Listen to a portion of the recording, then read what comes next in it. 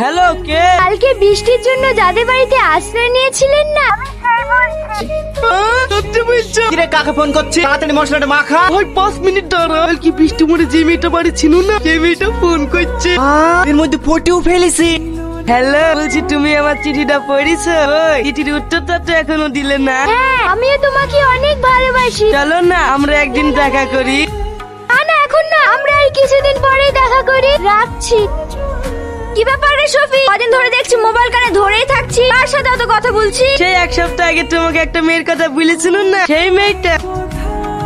এখন না, পরে যা।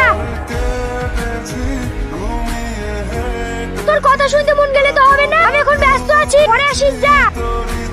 আচ্ছা তোমার কথাতে কি জাদু আছে বলো তো? আমি তোমার কথা শুনি প্রেমে পড়ে গেছি। বাবা, আজ আবার নতুন করে প্রেমে পড়লে নাকি? না না সেরকম না, কাল তাহলে আমরা দেখা করছি। ঠিক আছে, শোনা।